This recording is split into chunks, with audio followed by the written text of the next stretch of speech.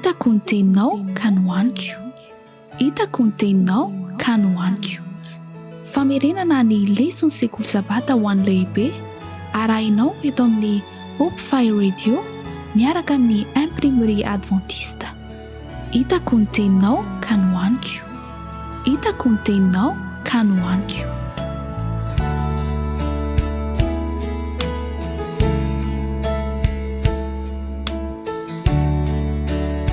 Misaotra ny tompo lehibe isika noho ny fitiavany sy ny fahasoavany ka nahatratra izao 3 volana faharoa amin'ny taona izao. Dia faly miarahaba koa ny mpiara-mianatra rehetra miaraka aminareo androany ny namanareo Benoît Rakotovao.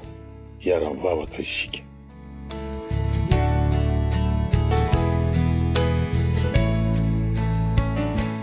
Saotranao zahay tompo fa mbola nitahinao sy naroanao ka nahatratra izao 3 volana vaovao izao indray. Mamelay ianao ny helokay sy ny tsy famendrehanay rehetra tamin'ny lasa. Ary tahio ny fiarahanay mianatra ny teninao mba hanome anay aim-panahy vaovao, fahalalana vaovao, hoentinay manohy ny dianay ara-panahy miaraka aminao sady mankany aminao. Aza misy avelanao ho reraka eny andalana izahay tompo, fa toano hery hiatrany ho todsoa any aminao amin'ny anaratsoanao Kristy. Amen.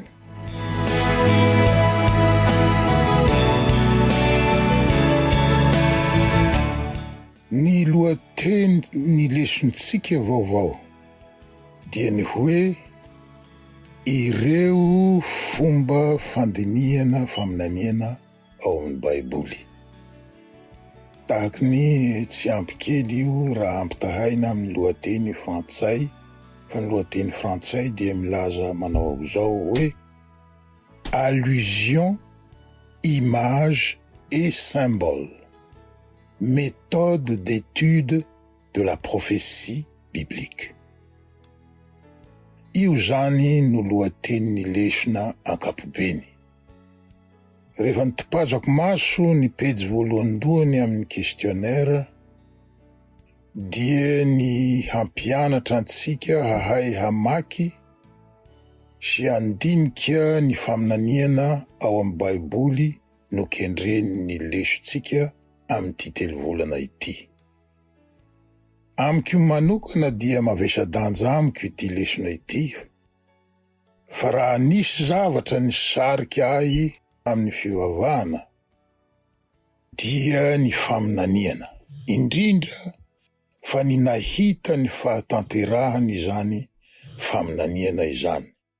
Talanjona sady resy lahatra tanteraka aho nahita ny faminaniana momba ny Kristy, izay faminaniana voasoratra ela tany aloha, nefa tanteraka tamin'ny androtsika taty aoriana. Samy manana ny fanandramany daholo isika tsirairay avy izao. Ao ireo voasarika hivavaka noho ny fitiavany hira. Tia mihira izy ohatra, mankafy ireny hira korala ireny izy, dia iny no ny sarika azy hanatona an'Andriamanitra. Ao ny voasarika noho ny fitiavany tantara, ohatra mahafinaritra azy ireny tantarany Davida sy Goliata ireny, dia iny no ny sarika azy. Ao no ny taritiny namana aman-tsakaiza. Ao raha teo ireo tsy mila taritina intsony fa teraka tao amin'ny fiangonana. Fomba maro no iantsoan'Andriamanitra antsika hanatona azy. Ny ahy araka ny nambarako teo dia ny faminaniana no nanintona ahy. Ka manatena aho hahita fifaliana manokana sy aim-panahy vaovao amin'ny 3 volana vaovao diavintsika ity. Ary matoky aho fa tsy izaho rery, fa isika rehetra izao dia samy hahita fahasoavana lehibe daholo eo am-pianarana an'ity lesona vaovao ity.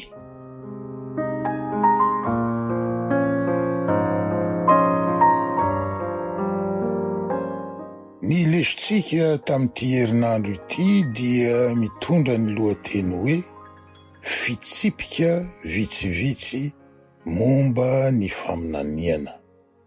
Quelques principes de prophétie. Fitsipika vitsivitsy momba ny faminaniana. Raha ny marina dia teny fampidirana ity leson'ny herinandro voalohany ity. Manome antsika torohevitra vitsivitsy izy mba tsy hahadiso lalana antsika na hahadiso hevitra antsika eo amin'ny ezaka ataontsika hahazo ny dikan'ny faminaniana.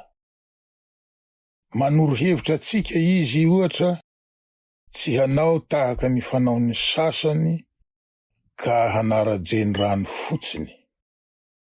Manoro ny tokony hatao izy ary manaingy antsika hiala amin'ny tsy tokony hatao.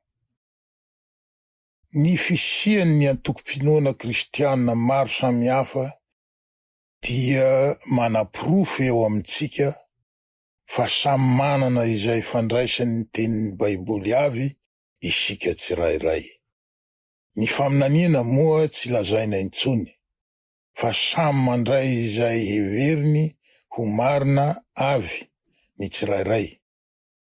Ka eo anatrehan'izany, maro ny efa milaza fa fandaniam-potoana fotsiny ny faminaniana ara-Baiboly.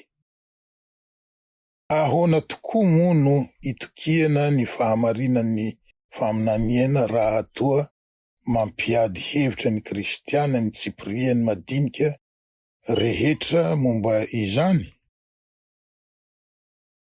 Hany ka marobe ny mpino manomboka mihevitra fa tsy mety ho takatry ny saina ny hevitry ny faminaniana. Ka ny boky sasany ao amin'ny Baiboly toy ny Apokalipsy ohatra dia tsy vakiny mihitsy intsony fa andosirany. Ka nikendreny ny lesontsika izany dia ny hampirisika atsika tsy ho kivy mandinika ny faminaniana sy hanome antsika torohevitra sy fampianarana mikasika ny fomba fandiniana izany faminaniana izany.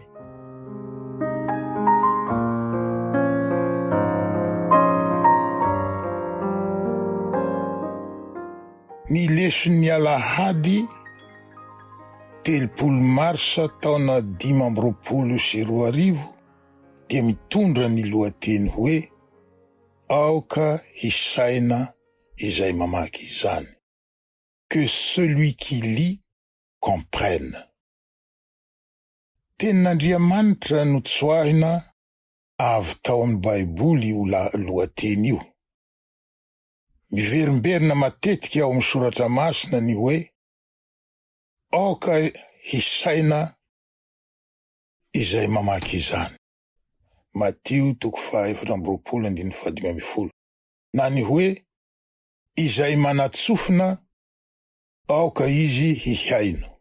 Apokalipsy 3:1 ohatra.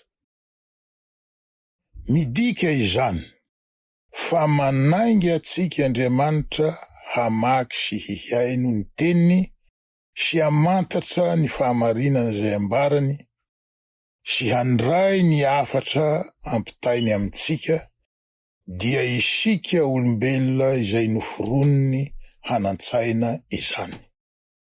Misy hafatra mazava ao izay tiany ho azontsika mazava tsara koa. Fa ny fisian'ny fanazavana na interprétation maro samihafa hitantsika any amin'ny tranomboky dia pirofo fa samy mampiasa ny saim-pantany avy isika. Ka matoa tsy mitovy ny hevitra dia midika izany fa tsy azontsika izay tena dikan'ny hafatra marina. Ino nahary no tokony hatao? Ny lesontsika manazava fa aoka tsy atao tahaka ny famaky hay soratra any an-tsekoly ny famaky ny soratra masina. Ary misy tokoa ny mamaky ny soratra masina tahaka izany. Ka rehefa mahazo anatranatra ara-moraly izy, dia mianina amin'izay kely azony izay. Misy aza ireo izay manatsoka hevitra mifanohitra mazava amin'ny hafatry ny Baiboly. Ny tokony hatao dia izao. Lesitsika zany manazava an'io. Voalohany, ny milefitra tanteraka eo anatrehan'ny Tompo. Izany hoe zany, tokony hanatona an'Andriamanitra sy hamaky ny teniny amin'ny fo vonon-kakato ny mpamaky soratra masina. Faharoa, ny manokatra ny fo vonon-kianatra sy handray ny fahamarinana rehetra. Ny olona tsy manao izany dia azo inoana tokoa fa sady tsy haharay ny hafatra voarakitra ao no tsy hahatakatra araka ny tokony ho izy ny toetra n'Andriamanitra masina sy be fitiavana izay asehon'ireo takila ireo. Raha olona mamaky Baiboly ka hitady ny zavatra azo kiana ao no antony hamakiany ny soratra masina, dia tsy hahazo soa na inona izy amin'izany famakiana ataony izany. Io zany no torohevitra voalohany arosony lesitsika ho atsika. Dia ny hananana fiainam-panetretena tanteraka sy fahavononam-po handray mba ho hazavai ny herin'ny fanahy masina ny teny izay vakitsika. Raha ny fanandramana manokana teo amin'ny fiainako no lazaiko, dia izao no azoko ambara. Nisy teboka vitsivitsy tsy nety azoko foana tao amin'ny soratra masina, andritra ny fotoana ela. Isaky ny mamaky ireo teboka ireo aho dia mangataka ny fanazavan'ny fanahy masina foana. Nampiariko tokoa izany fiainam-bavaka izany ary nangataka mafy aho mba hanazavan'ny fanahy amiko ireo teboka sasany tsy mazava amiko ireo. Tsy nazava tamiko ho azy tamin'izao anefa ireo teboka ireo, fa olona mahay soratra masina, mianatra Grika, mianatra teny Grika, mianatra teny Hebreo, mpampianatra teolojia tany amin'ny université, fa efa retraite izy zao. Izany olona izany no nalefan'Andriamanitra tamiko, nanazava ny saiko momba ireo teboka maizimaizina tamiko ireo. Nahita fifaliana lehibe aho tam'izany. Raha ampy ny fotoana dia ho nozaraiko taminareo teto ny sasantsasany tamin'ireo teboka lazaiko ireo. Fa tsika moa tsy ampy ny fotoanatsika. Izany hoe, ny azo antoka dia izao: raha mitady an'Andriamanitra tokoa amin'ny fonao rehetra ianao, dia mahita fomba hamaliana ny vavaka ataonao izy.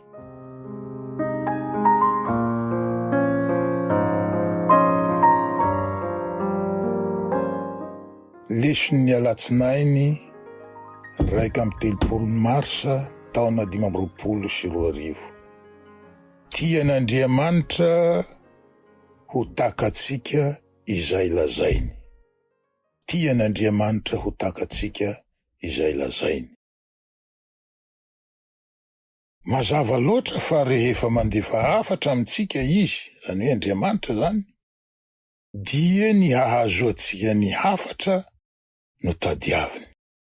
Inona moa no antony handefasany hafatra amintsika, raha hafatra tsy ho azotsika no alefany? Fa antony maro no tsy mampazava amintsika ny hafatra alefan'Andriamanitra amintsika.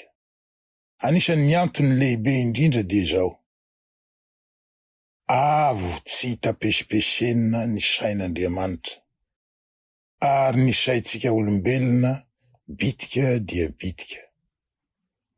Vaky taraina ny amin'izany ny mpanao salamo ka ny lohabava hoe, fahalalahana mahagaga loatra izany, eny avo loatra ka tsy tratro, na avo loatra ka tsy tratrako.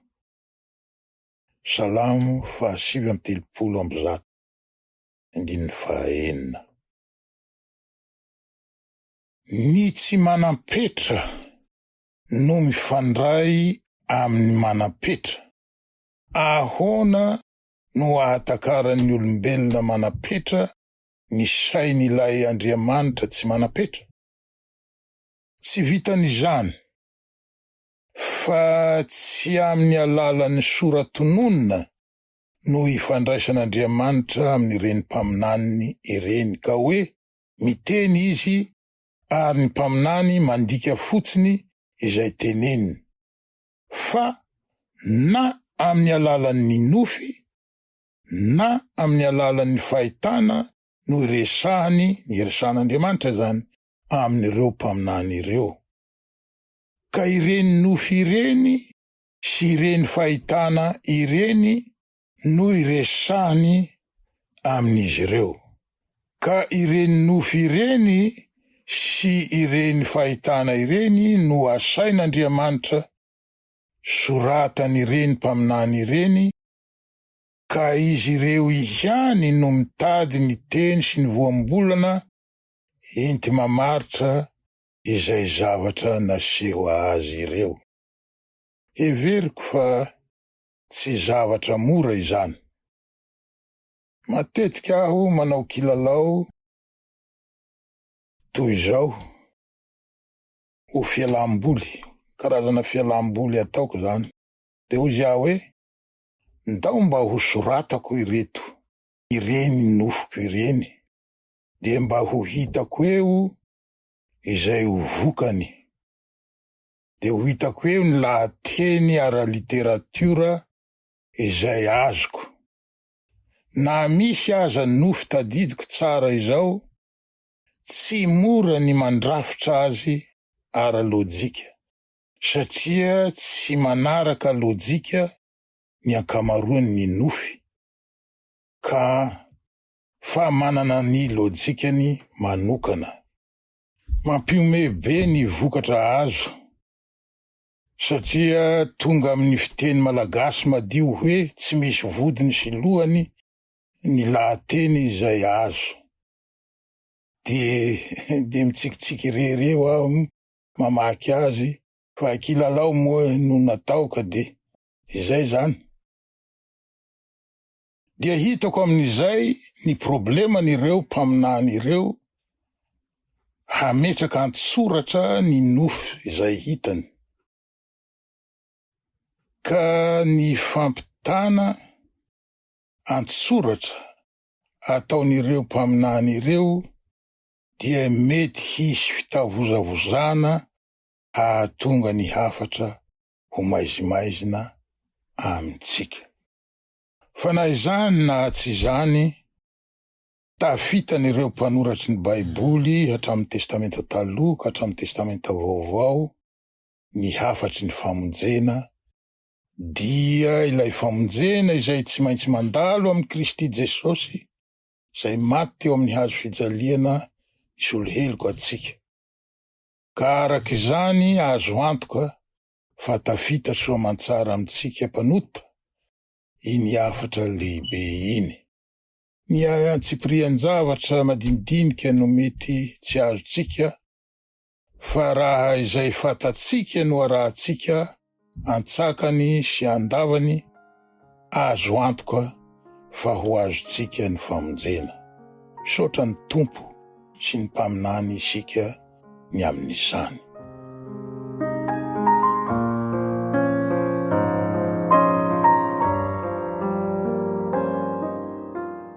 Leson'ny talata iray avrily taona 2024. Ry Daniela, ahoroninao ny teny.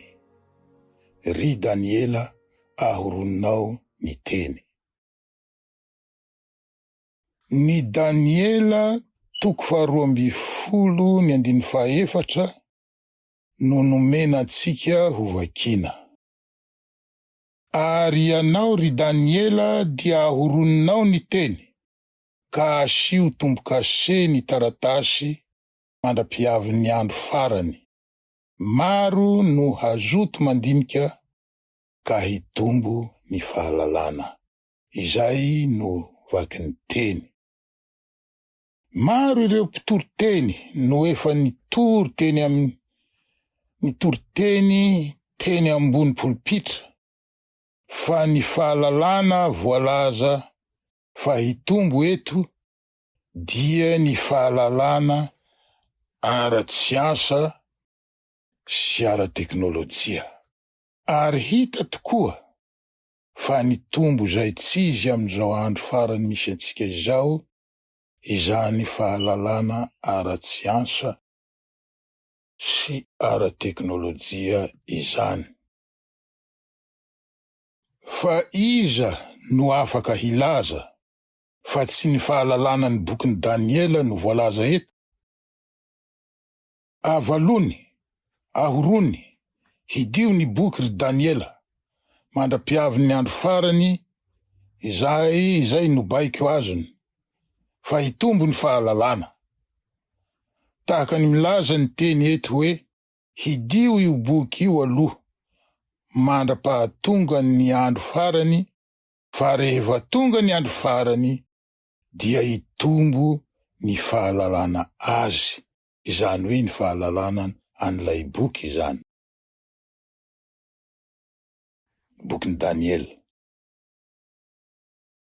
Ny fiangonana adventista izay inoatsika fa ilay fiangonana farany, izay mitandrina ny didin'Andriamanitra sy ny finoana an' Jesosy, Apokalipsy 5:12-12, dia teraka noho ny nahafahany William Miller namaha ny hidin'io bokin'i Daniela io, ka nahafantarana ny faharetan'ilay fiangonana mpanenjika ny olo-mason'Andriamanitra, izay nanomboka tamin'ny taona 835 taorian'i Kristy zany, ka hatramin'ny taona 870 1798, izany hoe nandritra ny halavam-potoana 920 taona, 1260 jours na année. Faminaniana izay sady hita ao amin'ny bokin'i Daniela io no hita miverimberina koa ao amin'ny bokin'ny Apokalipsy.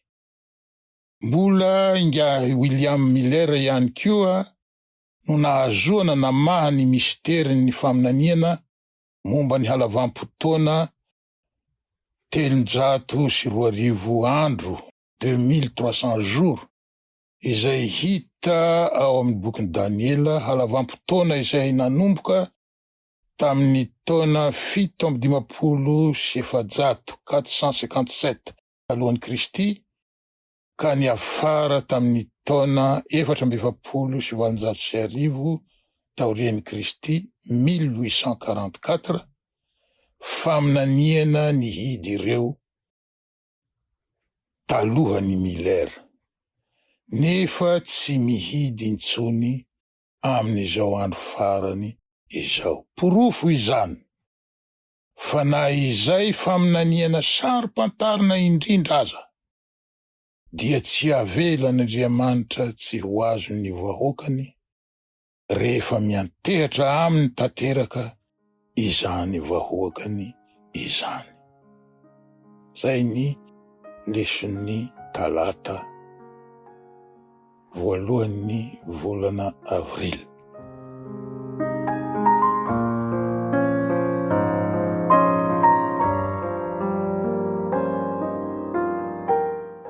Ny leson'ny alarobia 2 avril taona 2024 dia mitondra ny lohateny hoe mandinika ny teny.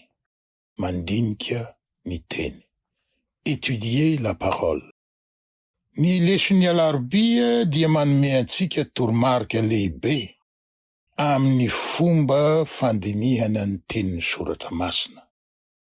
Marina fa tsy dia tena lavorary ny fehin'ny famahana nataon'ny ngamy William Miller, fa ny fomba netiny namaha ny olana kosa no fomba hita fa tsara indrindra eo amin'ny fandinihana ny soratra masina izany. Ny ankamaroan'ny olona ary na isika aza manao izany koa dia alaina tsirairay ny toko sy andininy tahaka ny zavatra mahaleo tena manokana, dia ampiharina na omena ny heviny arak'izay mety ho heverina fa mifanitsy amin'izany. Anisan'ny fomba tsy mety indrindra izany, indrindra fa raha famakiana ny faminaniana no atao. Ny fomba tsara indrindra dia ny mamela ny Baiboly hanazava ny tenany.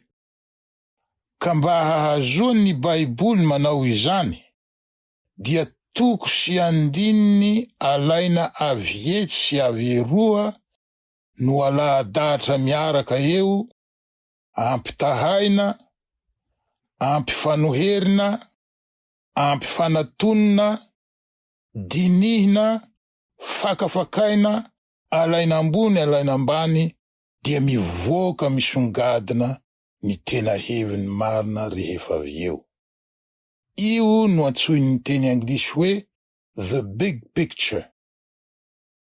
Miseho ny big picture rehefa izany no atao ohatra izao ao amin'ny Apokalipsy 12 ny andininy 9 dia voasoratra hoe ary raha vehivavy kosa nandositra nakany anefitra.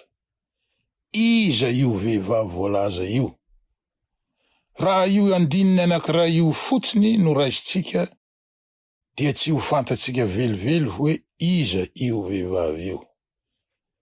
Mety hamisavisa fotsiny eny isika, ka anao hoe mety ranony io, mety zao io, fa rehefa maka andininy maro isika araka izay hita manerana ny Baiboly manontolo, dia hitatsika misongadina fa ny fiangonan'Andriamanitra io vehivavy voalaza io. Jereo ohatra ny Apokalipsy 17 ny andininy 7.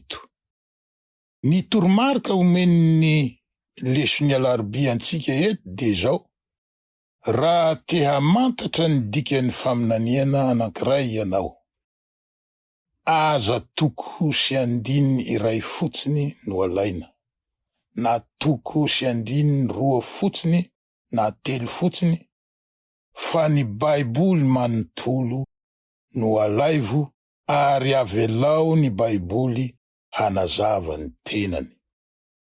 Nisy mpampianatra teolojia ny teny taminay voaingana rehefa nampianatra anay izy. De hoy izy hoe, tsy bokin'ny tantara ny Baiboly. Zay no lazainy. Tsy bokin'ny tantara ny Baiboly.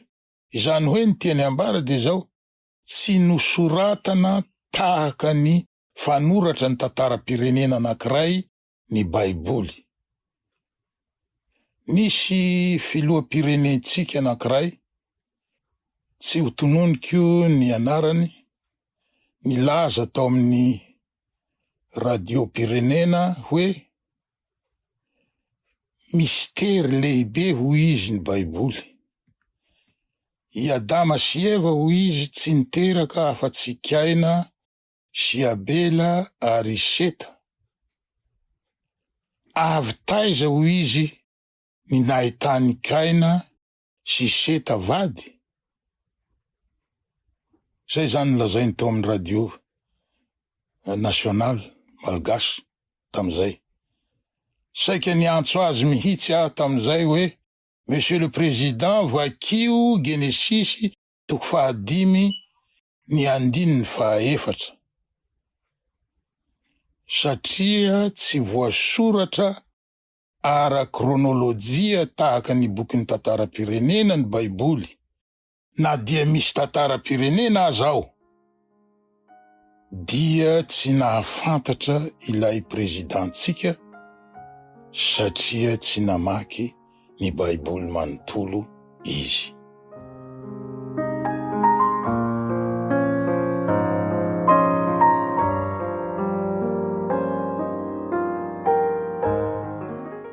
Lesony alakamisy 3 avril taona 2022, arabaky teny sa arakeviny, figuré ou littéral. Arabaky teny sa arakeviny.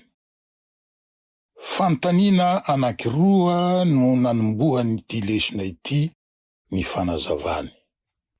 Fantanina voalohany, arabaky teny ve sa fanoharana na symbole no handraisana ireo teny ampiasain'ny Baiboly sa tsia. Fantanina faharoa, ary raha fanoharana na symbole ireo, ahoana no ahalalana ny zavatra tondroiny izany tandindona izany. Ity fantanina faharoa ity no voavaly voalohany. De zao ny valiny, jerena ny fomba nampiasana ilay tandindona manerana ny Baiboly.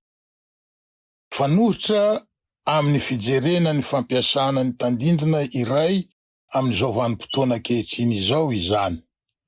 Ohatra, misy olona mahita fa manondro an'ny Rosia ny sarin'ny bera ao amin'ny Daniela 7, satria matetika io sary io no ampiasaina ankehitriny ho enti-maneho any Rosia. Tsy fomba azo antoka hanazavana ireny sary anohatra ampiasain'ny Baiboly izany. Momba ny fanontaniana voalohany kosa dia izao no azo ambara. Rehefa arahina ny fitsipika tsotra izay mamela ny Baiboly hamaritra ny teny ampiasainy, dia saika tsy misy zava-miafina intsony ao ambadiky ny tandindona ara-paminaniana. Hitatsika ohatra fa fahefana ara-politika na firenena iray no tondroiny ny tandroka iray. Maneho ny tenin'Andriamanitra ny sabatra, ary ny vehivavy dia maneho ny fiangonana, efa hitatsika teo koa izany. Hitatsika mazava amin'izay fa manazava ny tenany tokoa ny Baiboly, ary indraindray aza dia fanazavana mivantana mihitsy no omeny. Fa ny fanontaniana fahatelo ny poitra dia ity: nahoana Andriamanitra no miteny amin'ny alalan'ny tandindona fa tsy mivantana? Valiny, mety ho maro ny antony nahatonga an'Andriamanitra ny fidy ny ampita hafatra amin'ny alalan'ny tandindona ao amin'ny faminaniana. Raha mahakasika ny fiangonan'ny testamenta vaovao ohatra, raha notondroiny ny apokalipsy mazava ho tompon'andraikitry ny faharatsiana maro i Roma, dia azo heverina fa ho ratsy kokoa noho izay nitranga ny fanenjehana nihatra tamin'ny fiangonana. na inona antony izany dia mahazo matoky isika fa irian'Andriamanitra ny ahatakaratsika ny hevitra ireny tandindina ireny. Dia tahaka izay indray ny famitinana ny lesontsika voalohany amin'ity 3 volana faharoan'ny taona ity, ka mametraka ny veloma finaritra amintsika rehetra mandra-piresaka amin'ny manaraka indray. Hiara-ivavaka isika.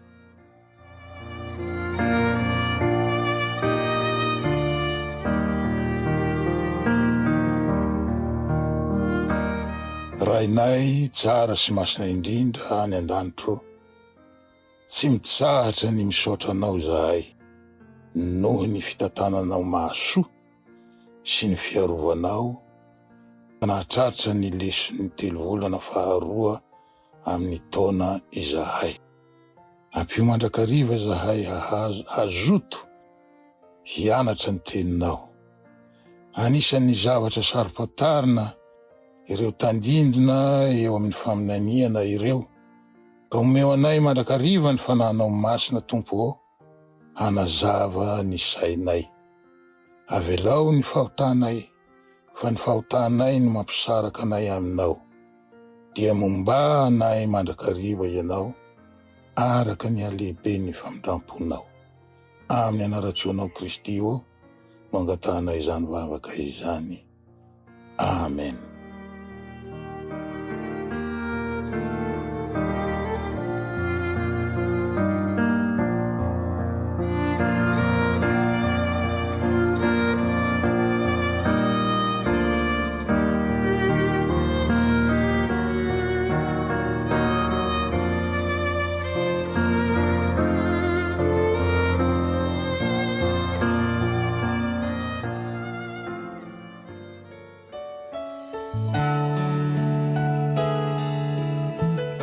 Hitako ny teninao ka nohaniko.